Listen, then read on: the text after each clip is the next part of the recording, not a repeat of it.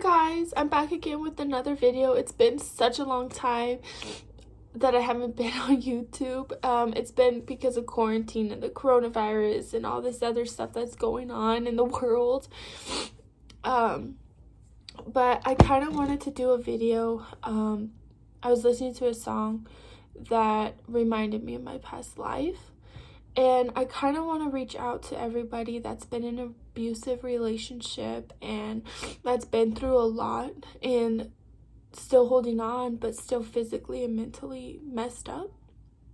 I kind of want to reach out to those people and tell them how they can get through it and how, you know, it's not easy, but at the same time, I want to just encourage you guys.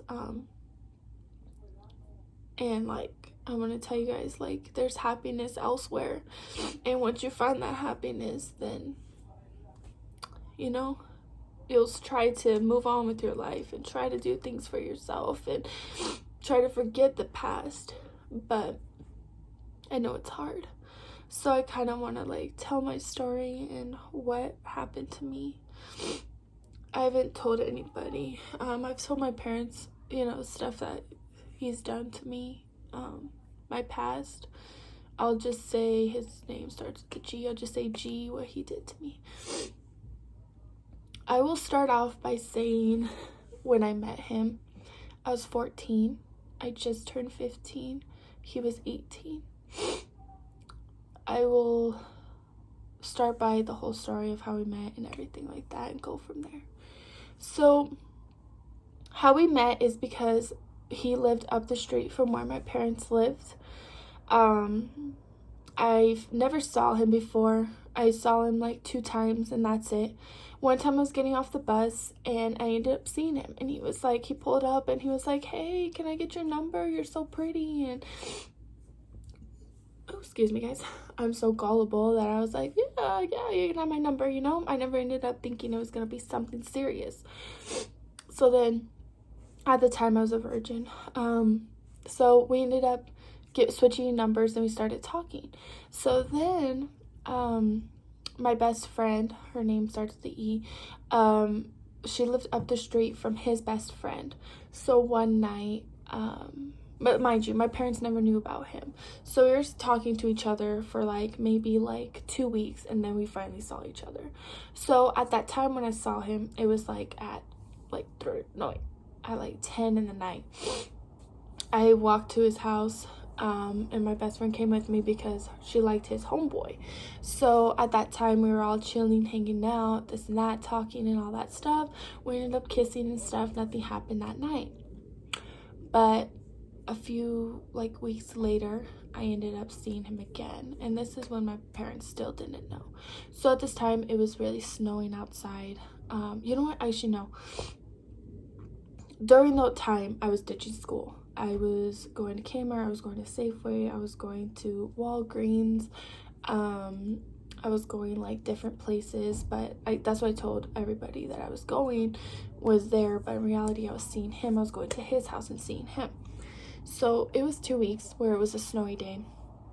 I ditched school and I came to see him. When I came to see him, that day, I spent the whole day with him and I lost my virginity.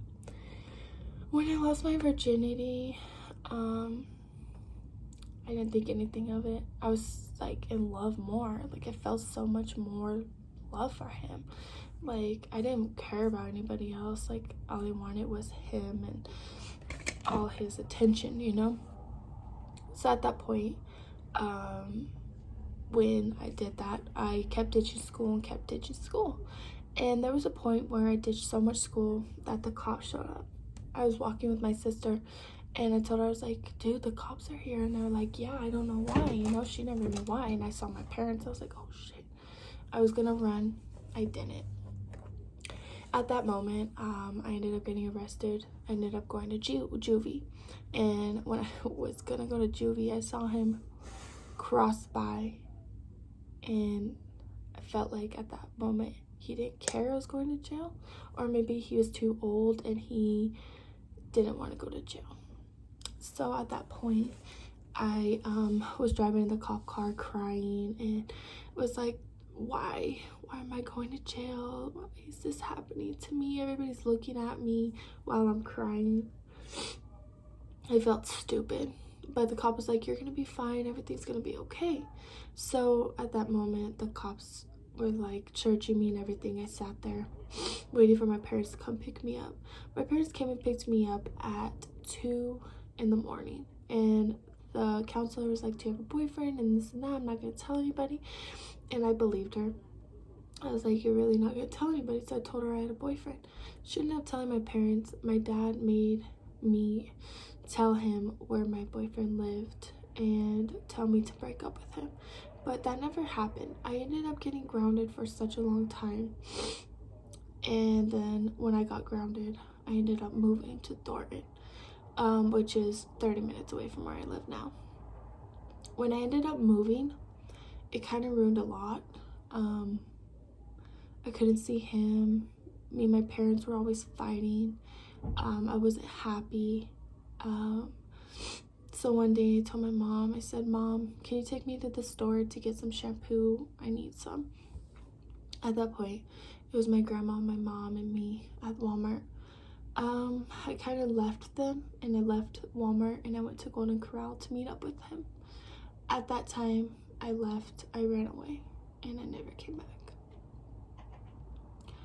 When I left, his best friend came to pick us up and took us home, and the cops were searching for me. They called him and said, if you don't tell me where she is, we're gonna arrest you and this and that. But he still played it along and said he didn't know where I was, and my parents said they didn't know where I was, but I had a feeling they did. At this time, me and my parents don't have a good relationship, nor me and my sister or my brother. So then it was like 2 weeks passed by, 3 weeks, maybe like 2 months passed by. Everything was fine, and the cops stopped looking for me. I was in school. I was just home doing nothing, watching YouTube, being a normal 14-year-old, 15-year-old girl doing nothing, you know, and eating all day. So mind you, we were living at his parents' house. So then it was like a year. We were together. Everything was like perfect, you know. I didn't think of anything. So then 2 years passed by. I know it was a year where I ended up telling my mom where I was. And at that point, I wanted her to come get me. But then again, I wanted to stay with him. So it's kind of like my fault. But I told her I was. So I didn't get to see my family for a whole year because of everything that was going on. So it was 2 years. I ended up finding out that I was pregnant. Mind you, I was on the double shot and everything. I didn't think I was going to get pregnant, you know. So I ended up going off the double shot and ended up getting pregnant but having a miscarriage. At that time, that's when things started changing. I went to the doctors. I got a follow-up. It was a month that I was pregnant, and then I told him, his whole family, I told everybody, and he went and told his whole family that I was lying, and that hurt a lot. Even though I went to the doctors and had proof, he sat there and told everybody I was a liar. So at that point, when I lost the baby, that's when things got rough. He started turning aggressive, and it got physical. So it was like 3 years we were together. He was abusive. There were times where I was walking. I needed exercise because I gained weight. I only did it for my health, because he wouldn't allow me to go outside or allow me to do anything, but it was okay for him to do what he wanted to do. He would go out, smoke with his friends. He'd have a life. Me, I never had a life. So the time I went walking to lose weight, he thought I was cheating on him. He'd tell me, get in the car. I'm an idiot. Got in the car while he was screaming at me, and he hit me so hard in my face it made me bleed.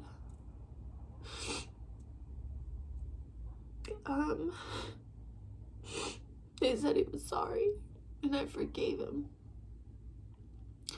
The second time, we were in the room, and he was mad at me about something.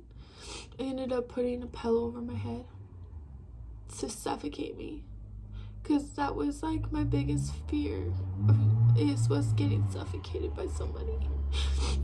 So then he did it, and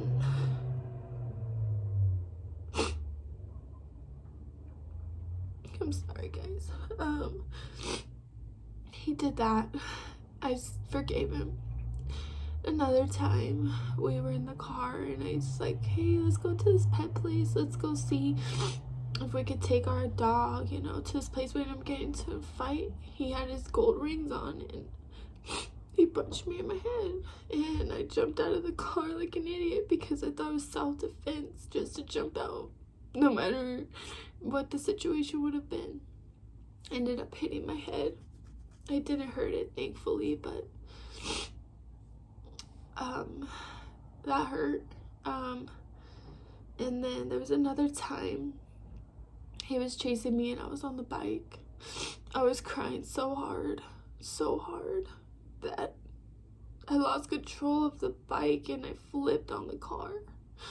I ended up scratching up my knees and my arms, and the saddest part is I still have those scars. So every time I look at it, it reminds me of everything.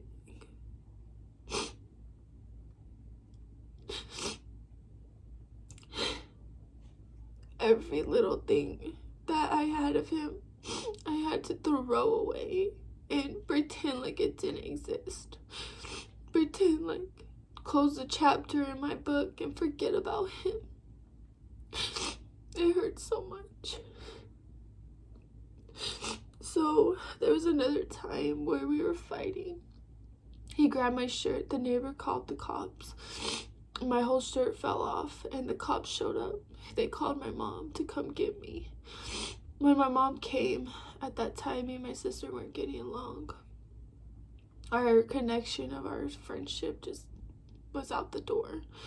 She told my mom that if I came back, that she was gonna leave, and I didn't want that.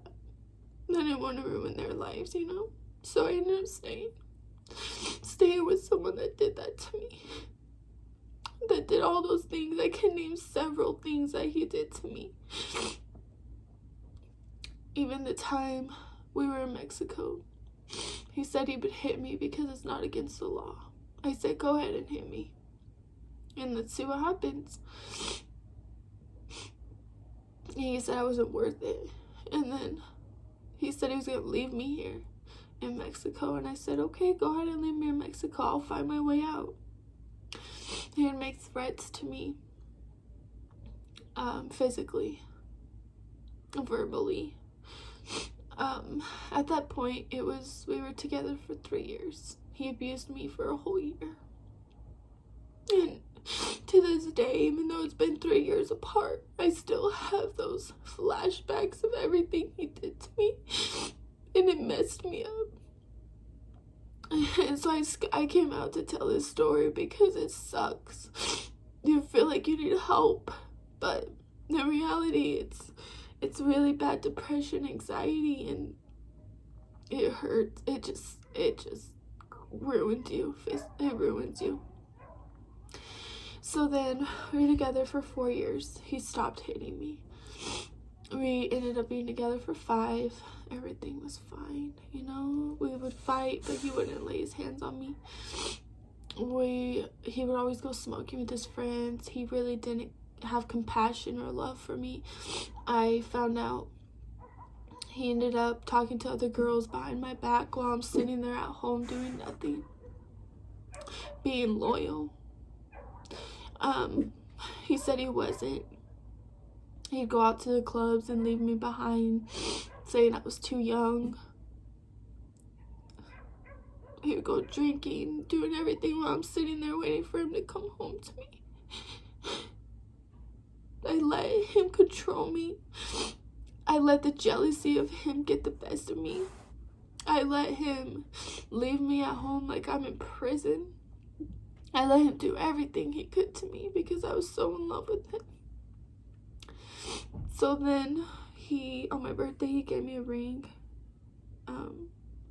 Every time he did something to me, his sorries were gifts to me. Like, money doesn't buy happiness. Gifts don't buy happiness. And I started to realize that as I got older.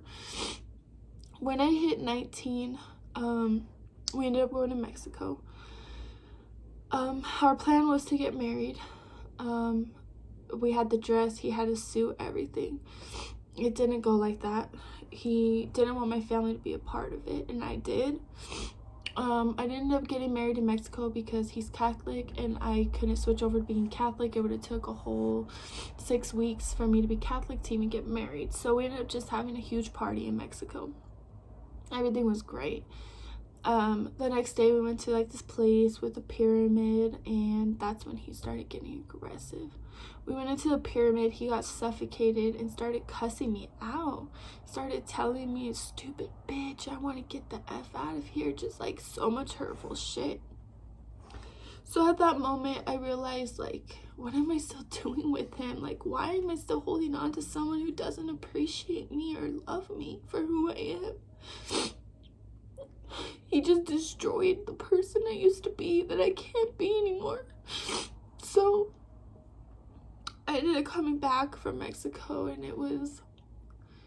I was turning 20 3 months later. When I turned 20, I had the courage because I was selling Mary Kay. One of the ladies was like, you can stay with me. I'll let you stay with me so you can get out of this. And I thank her to this day. No matter how crazy that lady was, I thank her for helping me. Because I never had the courage, never, to just say fuck it and move on. It took everything in me to just, when he was at work, just to leave. I didn't take nothing. Material stuff didn't matter. I can always start new. So I started new with my life. And he would try to call me and contact me and tell me he misses me and he's sorry and why did I leave and all this stuff. I ended up blocking his number. He would still look for me. I would change my number. He still added me on social medias. It got crazy where he would not stop contacting me. He did it for about 2 years. And finally he just let go of it. But I do want to say that growing up without your family or your mom and your dad, or growing up just by yourself and then moving on and you couldn't go back to your parents, that's what sucks. All I wanted was a shoulder to cry on and a hug and say everything's gonna be okay. But I had to say it through the phone because I couldn't see them. I'm the one that made the mistakes of loving someone who never loved me. And I'm 23 now, and it still ruined me. I'm happy some days, the next I'm not. I'm like bipolar. I'm mentally not there. I physically am destroyed still. Nobody knows. I feel useless. I feel disappointed. And I feel I'm not good enough. And sometimes I feel like, why am I here? But then I see my dogs and I see my grandma. I see my family. And I think I wasted so many years that I need to show my parents, that I care and that I love them. I feel so lost, and I live on my own. I kind of distance myself from my family, not on purpose, just because I feel like being alone is the best. But sometimes you need a shoulder. Sometimes you need someone to hear you out. But when you're sitting there, you have no one. It hurts. It sucks. When I move into a relationship, like for instance, now I'm in a relationship, I push him away. because I can't control how I am anymore. I want to be happy, but inside I'm not. It still takes time. It will take forever to heal. But once you find the right person and they make you forget about everything that's happened to you, then things will get better. I know I'm young. I still have a long life. But I want happiness, and I can't get the happiness because I'm not allowing it. So I just want you guys to know out there that's had this problem and trying to face it alone and trying to work things out by yourself and hoping things get better. I pray for you guys, because it's not easy. It's not easy just to forget and forgive. It's not easy to let go of someone that hurt you physically and emotionally. I still get these flashbacks of everything he's done to me.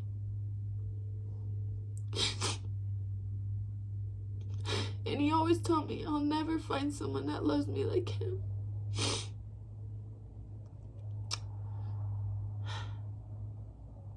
I doubt that.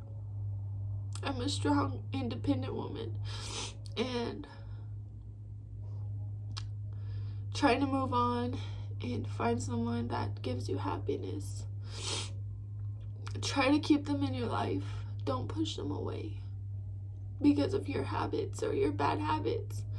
Try to overcome things. Try to think and try to remember. Try to say he's healing me. He's broken. He's fixing my broken pieces. He's fixing my heart. And that's all I ever wanted. I just wanted someone to come into my life to fix my heart, fix my broken pieces, and tell me everything's gonna be okay. And just hug me and say I'm there for you. It's all I need. And I don't want to push the person that I'm with away because of my past life, you know? It's affecting my life now and who I'm with, and I don't want to let that get the best of me. So I'm gonna, grab my stuff, and I'm going to push hard, no matter how hard it hurts. I'm going to get through this, and I know you guys will too. I just wanted to take the time out to kind of tell you guys about my story and all the things that's happened to me, because telling you guys can relate to some of the things that's happened to me. It can happen to you. It can happen with your family, not just your boyfriend. But I kind of wanted to speak out and let you guys know what's going on. And